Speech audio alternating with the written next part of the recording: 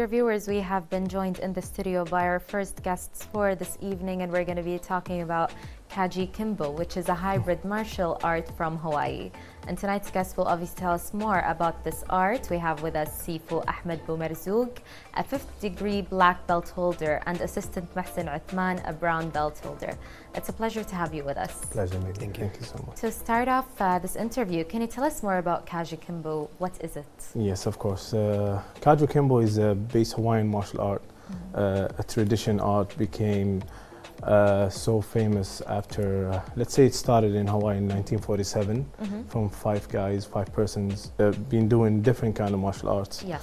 KAJUKENBO represents the name of Ka is karate, Ju is judo and jiu-jitsu, Ken is Chinese Kempo, Bo is Chinese boxing or Kung Fu. Yeah. So they started this in 1947 until 1949. They started to develop this system. They call it's from the street to the street. Yes. So they started working on this there on these days, and then it became stronger and stronger. And then it left Hawaii at 1955, if I'm not mistaken, to California, and then from there it started to spread until it came to Kuwait 1993. Okay. So KAJUKENBO, it's a system that has no rules for street self-defense, specialized to for self-defense. Yeah. And it's a mashup, as you said, of so many other martial arts that we know. Yeah. That's perfect. How did your passion for this specific martial art start? Okay, first thing, I started martial art in general at 8 years old. Okay. I was a judo guy when I was a kid. I started as a judo. From there, it's clicked actually. Yes. And then one of my friends introduced me to KAJUKENBO. That was in 2002. Yes. And I didn't know that he was practicing this art. He took me there. I was a naughty boy in school, so he wanted to discipline me. Yes, so recenter your attention. So he took me there, and then I met my late Sifu, Ahmed Zakaria. When I saw the class, I was so amazed. That was so different than what I know. And then I said, this is what I want. From that day, I joined KAJUKENBO until now. So I'm here. Yes. So it came to Kuwait, you said, in 1993, if I'm not mistaken. Yeah. How did it come to Kuwait? Do you have any idea about its Yeah, background? of course. One of the KAJUKENBO instructors from United States, his name is William Beaver. He was a Sifu at that time when he came to Kuwait, and he brought this art here, and then from there it started to, he taught my Sifu, Ahmed Zakaria, and then he carried on with the art after that. That is great. Can you tell us more, Mohsen, about how you can encourage people to join the sport, especially that you've been in it, as you said, you've told me, for 4 years at a very young age? A martial art like this, it's fighting, it's knowing how to fight and use everything around you to protect yourself. So to encourage people, you're not going to go out and fight anyone. Right. You have to encourage them with what we learn other than fighting, which is morals, respect, honesty, humbleness. And so when just living life and people see you go through situations like, why did he walk out of a fight? Yes. Why did he have that confidence and not nothing bothers him in that situation? So these morals and how people see you, how you act, how you walk, how you talk, they're like, where did that guy come from? Right. Where did he learn that? And then whenever they approach me, I always send them back to here. Which is great, and they'll get to know the sport obviously on a more professional basis. Yeah. Tell me more when it comes to self-defense sports. What are the benefits? You've been doing this for a while now, and you started at a young age, so you obviously know the true benefits of self-defense. The major benefit, it gets you out of the street. It gets you away from what you could be doing, especially at my age. Yes. I'm 15. At this age, there's a lot of wrong people you can be around. So it gets you out of the street. That's the first and most major thing. Second, it teaches you confidence. So especially, I'm talking about the martial art I'm pursuing right now. Yes. It teaches you a lot of morals and confidence, as I said. So you can walk out from a fight. You don't need to cause trouble, and it just changes you as a person and how you treat people and how you need to respect everyone, no matter who they are. Can I add just one thing on this, please? Self-defense, most people understand it as a fighting thing. When you say self-defense, what he said now to bring him out of, take him out of the street, that's mean he's protecting himself from himself first. Right. So True. that's the self-defense concept first, and then everything comes after that. I agree with that, and it's great that Mohsen realizes this at a very young age. It's not something we see all the time. You are a trainer now, Sifu, Ahmed. So how did you get into being a trainer? You train people from different ages. What are the challenges you encounter? Okay, at the beginning, it wasn't meant to happen. I was just loving the art. I just want to carry on with it. So I was the first Kuwaiti, an Arabic guy, had to travel to Hawaii and then train there and then test there for my black belt. So you actually went back to where it originated? Yes, I was there in Hawaii training and tested there for my black belt. And then when I came back here, everything changed. When I came back as a different person. Right. And then the concept came after that. I said, okay, I know my late Sifu Ahmed Zakaria changed me to a better person. And this visit in Hawaii also changed me too. So I said, okay, that left a really good fingerprint in me. So I want to change people too. So I started there, and then I opened my own school, which is the KAJUKENBO Ohana Kuwait. And Ohana came from Hawaii, which is family, means family. So that was the main thing, to bring people to be family. It doesn't matter from where, which culture, what country, it doesn't matter. We're all going to be one family, and that's what happened. Now I have families from everywhere. Like we have KAJUKENBO Ohana Australia, KAJUKENBO Ohana Morocco, Hawaii, everywhere. So it branched out. Yeah, Canada, all of them. Now we're all one family, even if we are not even in the same country. So that's good. The challenge is the people that you have different kind of personalities. You have the scared boy, or you have the arrogance, and you have many different levels, and you have to balance that and then make them come together as a humble person, nice, understand why he's doing this. There's a saying, it said and really clicked me. It says, if you're not changing another person's life, then you're wasting your time. So that's really made me think, and I see more value in that. That's why I'm doing it, as let's say as a lifestyle. Yes. So you've mentioned a lot of personality traits that will obviously maybe be found in teenagers mostly, that just come into the sport. What is the hardest personality to deal with? Is it the shy one or the arrogant one? As a coach, what's been your experience with that? He was an arrogant one. Okay, when he came, he know he can fight. He know he's tough. He's been out in the streets, and he know he's good. So he came to me. He said, I can do that. I'm this, I'm that. I said, okay, I know how to teach you a good lesson.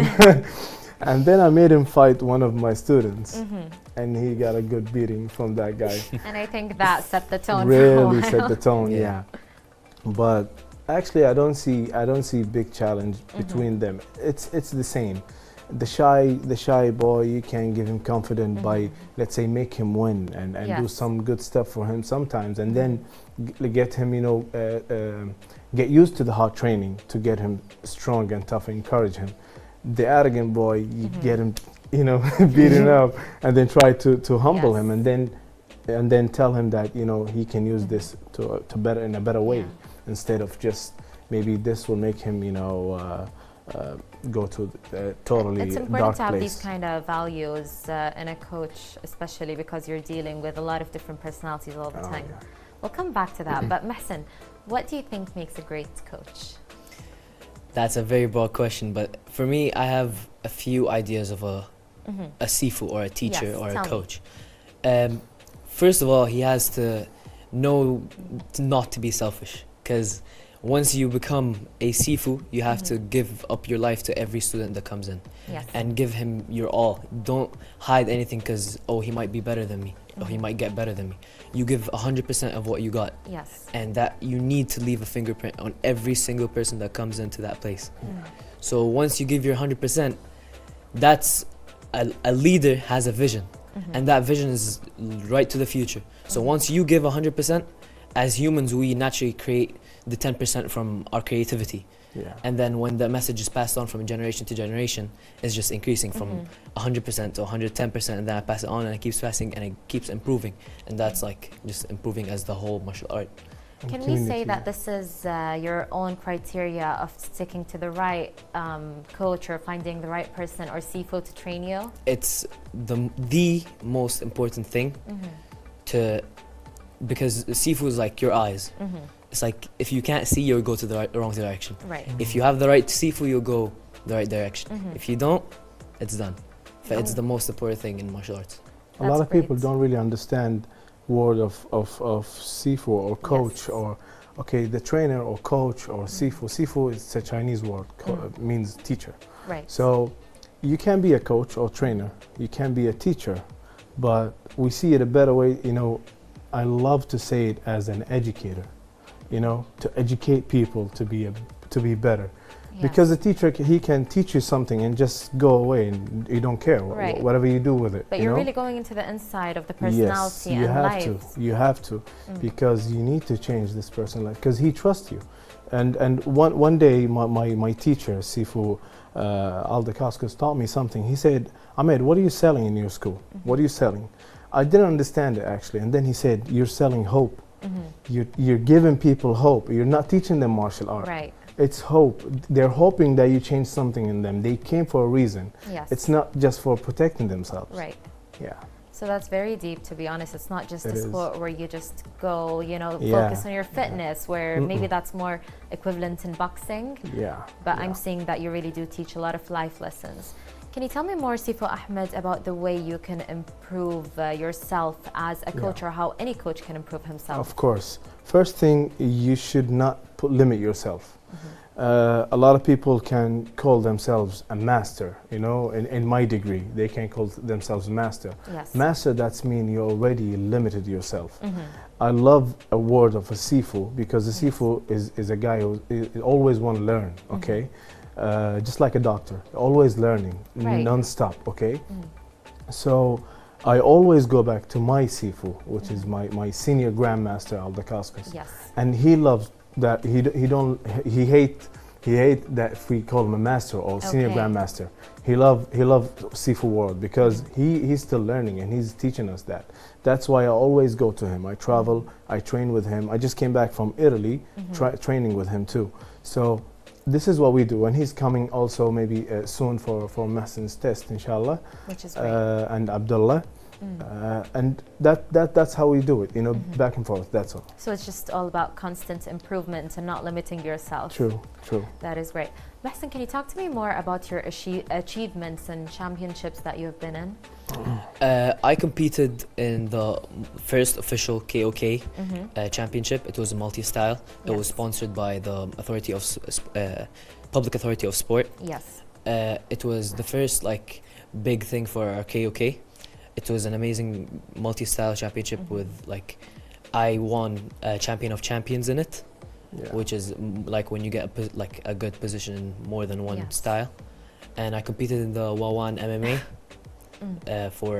I did the MMA there. I got a gold medalist, and I did one when I was young, right at the beginning, and it was So you already have some great achievements on your belt, we can say. That's amazing. He's the kind of person when he enters a championship, he's not looking for just winning. He just wants the gold. That's always the mentality, and that's good. That's really good. Yeah. Yeah, I think it's very important to always be focused on your goal. Yeah. Is there any advice you would like to give our viewers, or even anyone that's willing to try out KAJUKENBO? Not just KAJUKENBO. Let's say martial arts in general. But find the right teacher or the educator. Because that's what, look at him and then you'll know where's your kid or your son, where he's going to. Yes. So that's my advice. Don't just waste your time with person might, get you to a darker place. And then you can be a better person in the future. This is what happened to me, and I love to see different people to have that, because that's gonna change the whole community. That's why We like to get involved in that. We like to get into it. Yes. And yeah, I think that's the main message. I Yes. hope every teacher or every educator or trainer think that way, and maybe better than that. Thank you so much for this advice. And is there anything else you would like to add, Mohsen, especially for the younger ages out there? To be honest, I can't add on anything better than what my Sifu said. Find the right person, find the right pair of eyes. That's the best thing to find. Just one thing. Yes. There is an advice, they always say it, or let's say a quote. People ask me why you train martial art. Why should I do that? I said, first thing, that's your life insurance. Okay, you have it, but you wish not to use it. Okay, Yes. that's number one. Number two, it's better be I'd rather to be a warrior in a garden than a gardener in a war. Yes. So that's the message I always love to say. That is a beautiful quote, and thank you so much for being here with us. We have you. learned a lot from the information given. No, thank you. Thank you. Thank you so much. We had with us from the KAJUKENBO sport, Sifu Ahmed Abu-Marzouq, a 5th grade degree black belt holder, and assistant Mohsen Othman, a brown belt holder. And now we're going to cut to a report about Kuwait Society of Engineers workshop.